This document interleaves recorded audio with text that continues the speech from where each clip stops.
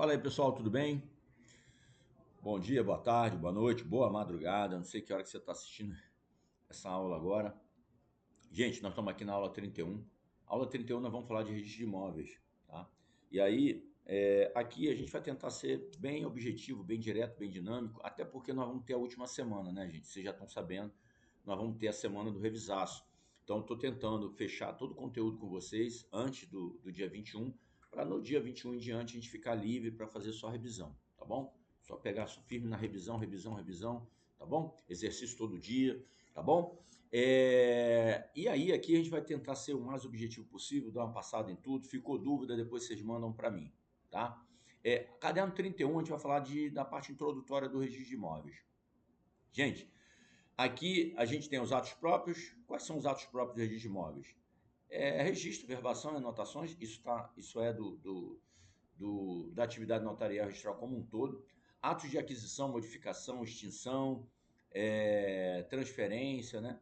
De direitos reais, imobiliário e inscrição de vicissitudes e gravames.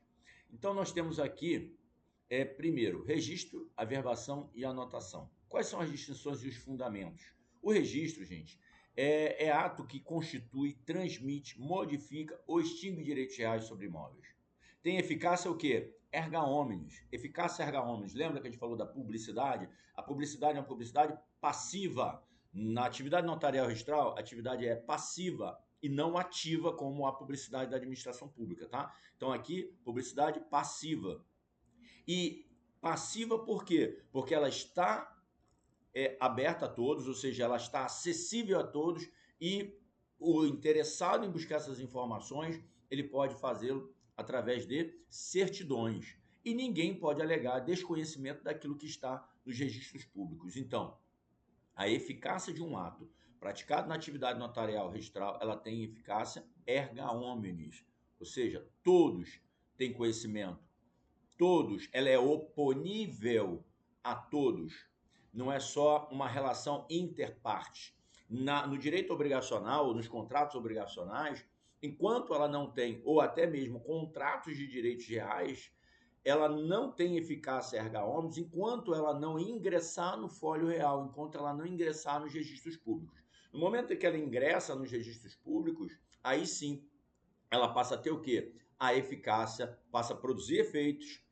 Na verdade, nesse momento é o momento que ela constitui, extingue, modifica, transfere o quê? Direitos reais. É nesse momento do registro.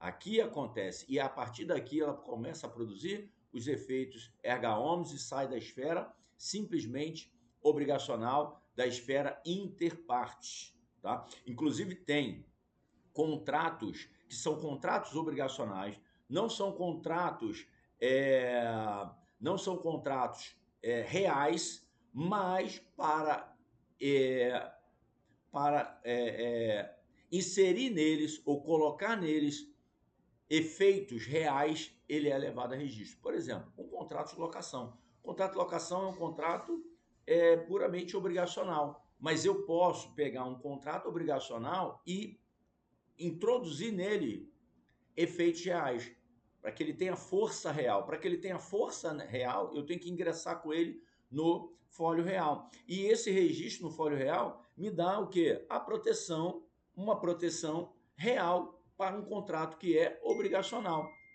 A gente vai ver casos assim, ó, por exemplo, tem um caso lá no 33 da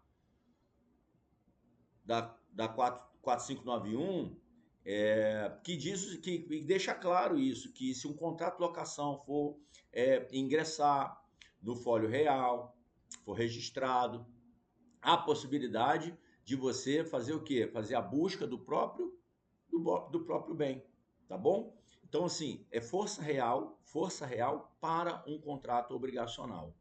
São possibilidades que o ordenamento jurídico traz, não é em todo caso.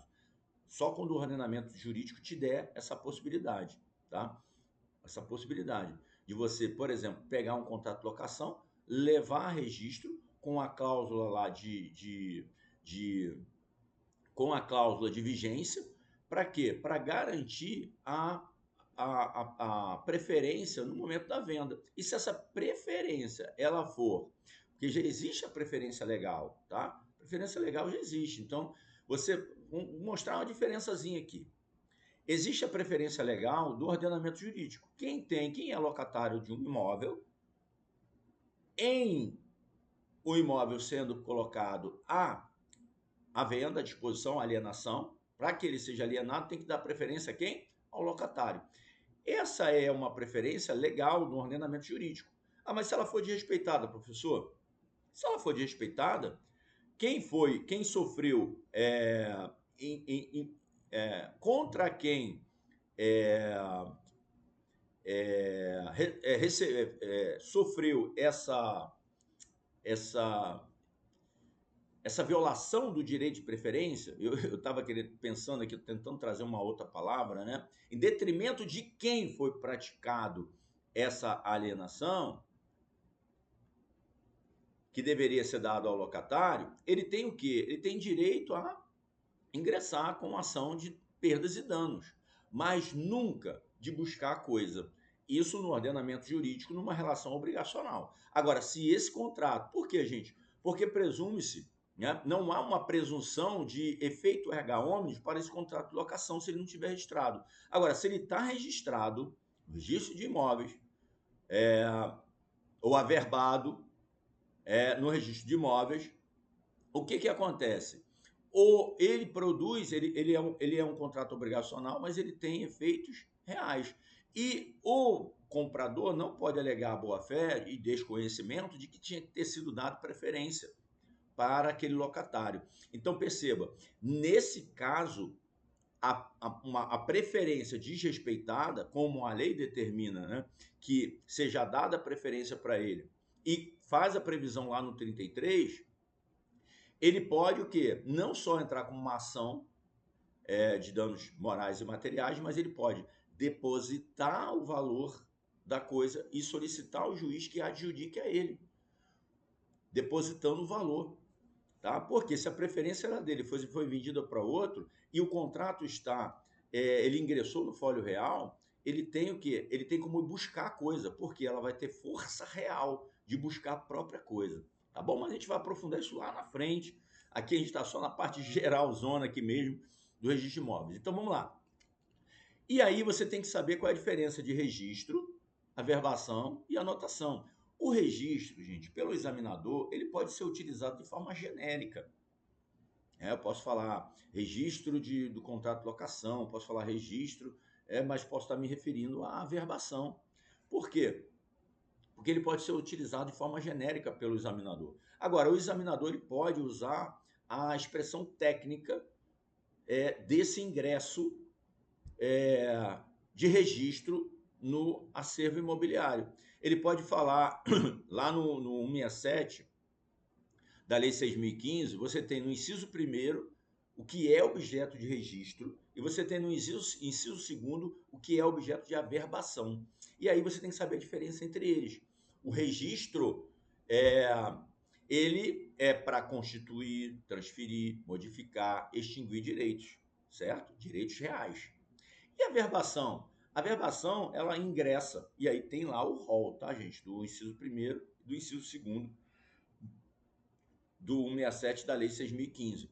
E a averbação? Qual é a finalidade da averbação? A finalidade da averbação é inserir nesse registro modificações, gravames, tá? Então, por exemplo, é um ato que vai inscrever modificações, fatos acessórios ou fatos extintivos de direito já registrado. Imagina uma alienação fiduciária que tem ingresso ali, que é registrada na matrícula de um imóvel. Ele entrou como registro. Houve ali o que? Uma constituição de um direito real em favor de terceiro. Tá?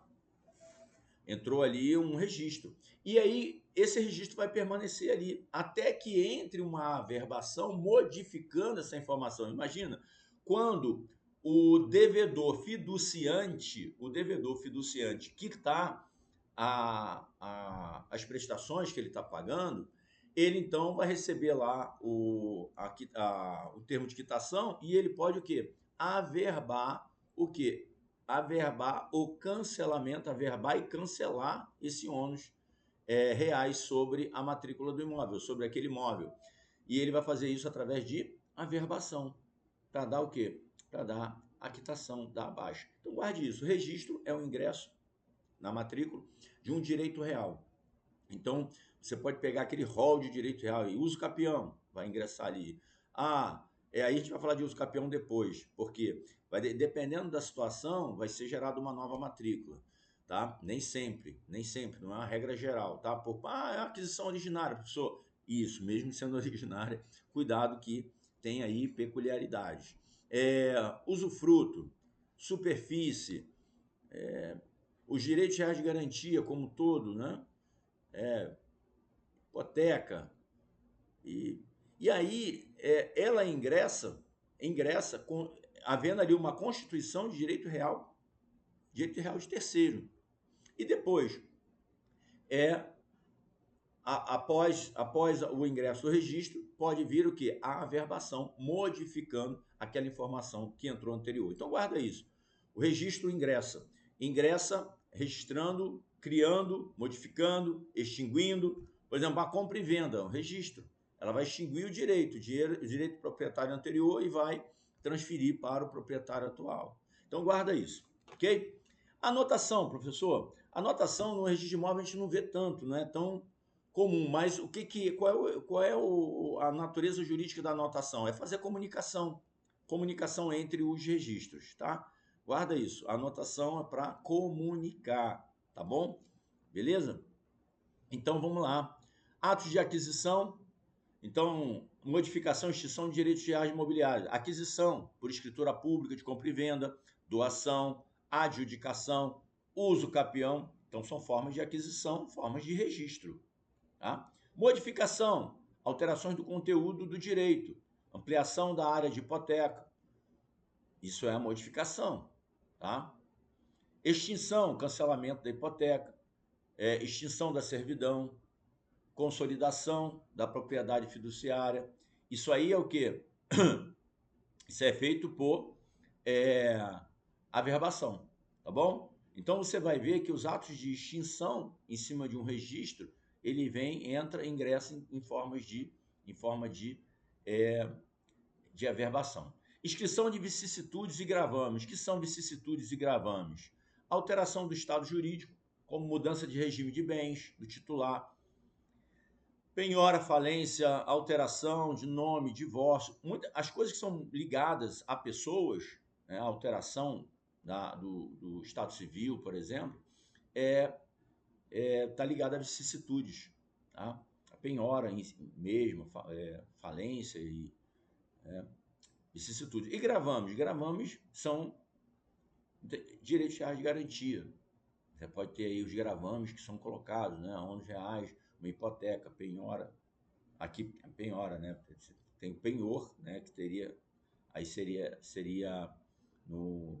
de bem móvel. Aqui a penhora que é uma determinação judicial para criar um ônus, uma restrição para o bem, tá? Então, uma informação que entra na matrícula, que tem efeitos jurídicos. E isso aí é para afastar o quê? A boa-fé. Não vai impedir a alienação do imóvel, mas vai trazer informações, a menos que essa penhora venha acompanhada de uma determinação de indisponibilidade, tá bom? Mas também nós vamos tocar isso lá na frente, que é só para fazer uma apresentação para vocês. Aí tem os instrumentos. Os instrumentos, gente, quais são os instrumentos que vão criar esses gravames, que vão ingressar no folho real? São ordens judiciais, são títulos registráveis e o requerimento da parte. Por quê? Porque sempre vai ter que se atender o princípio da rogação ou instância, ok? Rogação e instância para fazer o requerimento, e aí o título vai ser o título o quê? Qualificado. Tem que qualificar os títulos para poder ter ingresso no folho real, tá bom? Aqui as palavras-chave está aí para vocês, tá? Aqui a gente tem lá a lista dos direitos reais no 1225, né? Propriedade, usufruto, uso, habitação, servidão, efiteuse, superfície, todos esses daqui são registrados, tá? penhor, hipoteca, anticrédito, concessão de uso real para fins de moradia, concessão de direito real de uso, laje, isso aqui tudo são direitos reais e vão ingressar, eles só são constituídos pelo registro, tá bom? Vicissitude, mudança de titularidade, penhora, judicial, subrogação, alguns tópicos ali, né? Beleza? Agora, o rol do 167, que é o rol de registro que está no 167, eu aconselho você dar uma olhada, dar uma lida, porque, gente, o examinador pode cobrar isso em prova. Ele pode cobrar lá, isso aqui é objeto de registro, objeto de averbação. É registro ou averbação? E aí o ideal é que você conheça isso, o ideal é que você tenha conhecimento sobre qual é a natureza jurídica de cada um e se é registro ou se é averbação, tá? Então, você vai ter que ter esse conhecimento, beleza? Então, se é registro, tá no 167, inciso 1. Se é averbação, tá no 167, inciso 2, tá bom? Então, você guarda isso, porque o examinador pode cobrar isso em prova. Se ele cobrar em prova, você vai ter que saber, não tem para onde correr, ok? Beleza? Agora, esse rol do 167.1, ele é taxativo ou ele é exemplificativo? E o do inciso 2, é taxativo ou exemplificativo? Então vamos guardar aqui. O 1, inciso 1, ele é taxativo. Então o registro só pode ser feito conforme determinado por lei, tá bom? O registro só pode ser feito conforme determinação e previsão legal. Ele é um rol taxativo. A lei que vai dizer o que vai ser objeto de registro no fólio real, ok? Agora, e a verbação? A averbação, ela é exemplificativa. Então tem um rol ali no 672, mas esse rol ele é o quê? Exemplificativo. Por quê, gente? Porque a jurisprudência já deixou bem claro que tudo que for importante para a matrícula, tudo que tiver relevância jurídica, ela deve ingressar na matrícula por meio de averbação. Que é o quê? Muitas vezes não é uma modificação, mas é um alerta, uma cautela. Por exemplo, a verbação premonitória, está lá no Código de Processo Civil.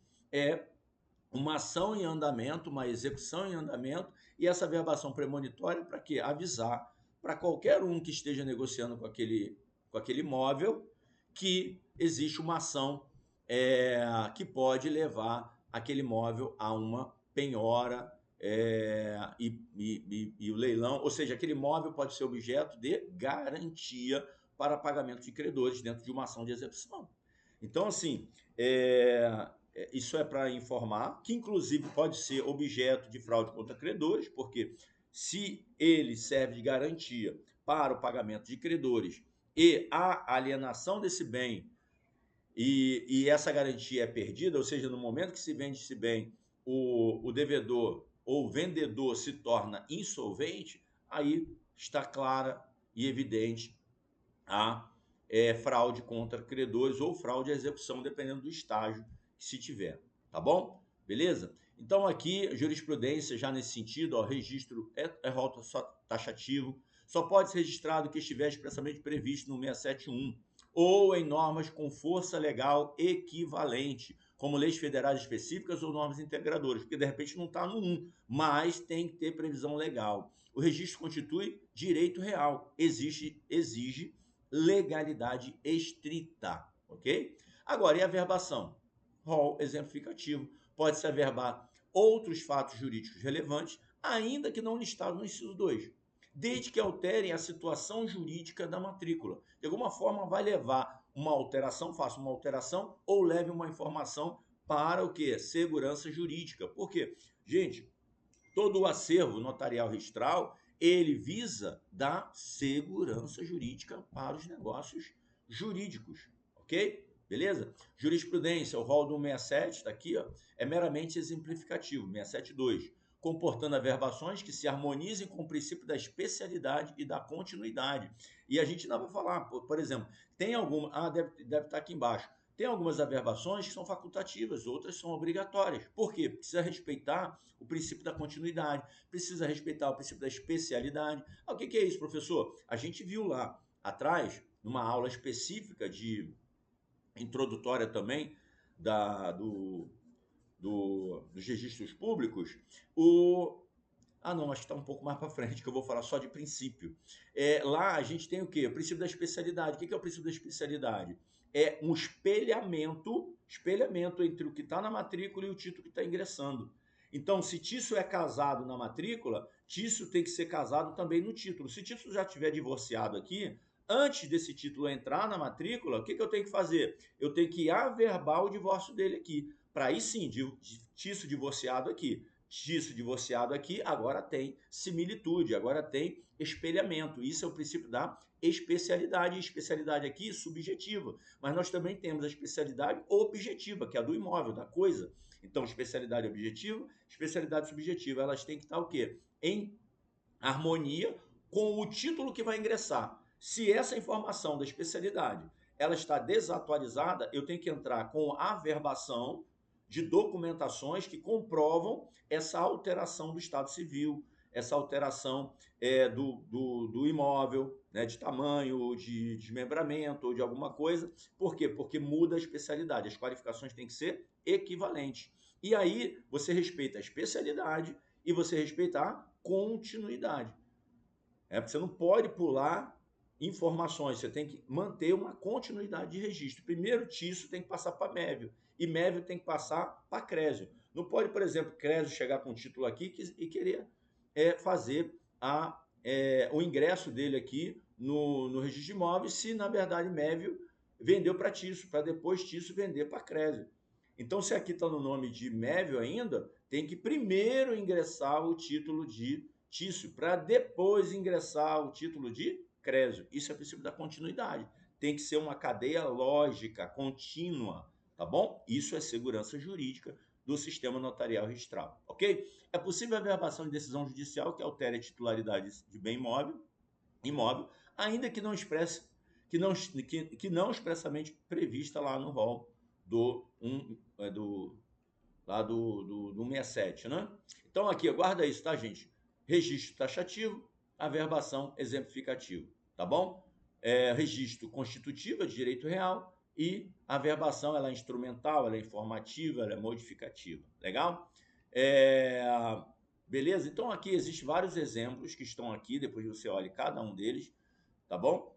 Aqui o contrato de locação, tá? Eu coloquei ele aqui, ó, contrato de locação com cláusula de vigência. Olha aqui, gente. Averbação do contrato de locação com cláusula de vigência, mais direito de preferência. Olha aqui. Isso aqui é um contrato obrigacional, tá? Nós temos aqui um contrato que tem uma relação aqui obrigacional interpartes. Obrigacional interpartes. Mas o direito de preferência que é legal. Só que eu somando os dois aqui, esses dois, e ele ingressando no acervo registral, ele ingressando na matrícula, sendo averbado na matrícula do imóvel, ele vai ganhar força de direito real. Então vai ser um contrato obrigacional com força de direito real, podendo a pessoa que foi preterida no seu direito de preferência buscar o imóvel depositando o valor, buscar o imóvel onde tiver, tirar de quem quer que seja, tá bom? Por quê? Porque ele pode perseguir a coisa,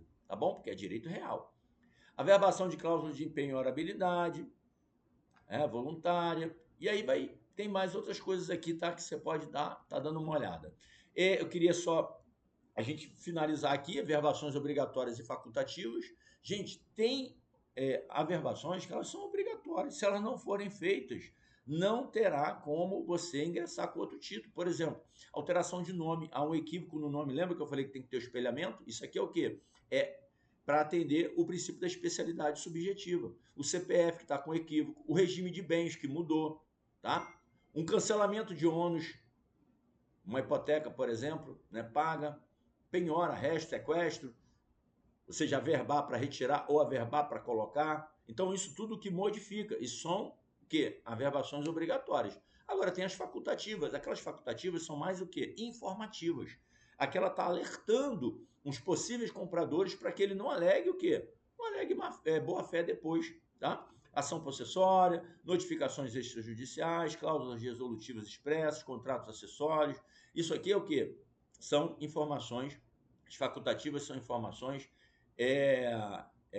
juridicamente relevantes para ingressar na matrícula, tá bom? Tem a Lei 13.097 que trata dessa concentração matricial, ok? Salvo engano, é o artigo 54 da 13.097.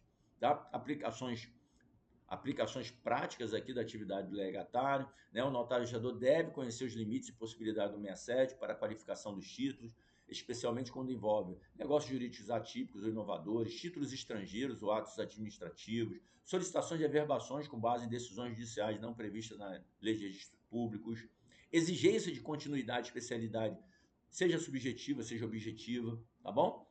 Beleza? Então, ó, aqui a possibilidade, ó, assim, exemplo real, é possível averbar cláusula de penhorabilidade convencional em favor de terceiro fiduciário, né? Aquele terceiro fiduciário? Sim, desde que tenha previsão expressa, finalidade legítima e não prejudique terceiros. Está aí a posição do STJ nesse sentido. Então, guarde isso, chave de ouro aí, tá? Palavra-chave de ouro. Averbar é informar o que modifica o registro, mesmo que a lei não tenha previsto expressamente, mesmo não tendo previsão expressa de que aquilo ali é um ato de averbação, é possível averbar, porque você está levando informação ou modificativa para o registro, ou informação acautelatória, ou informação para proteção de terceiros que venham negociar com o proprietário lá daquela propriedade. Gente, já foram aqui quase 30 minutos, tá bom? Então a gente vai encerrar por aqui. Leiam o material, tá com dúvida, pode enviar para mim, tá ok? Valeu, gente. Beijo no coração, fiquem com Deus e paramos por aqui.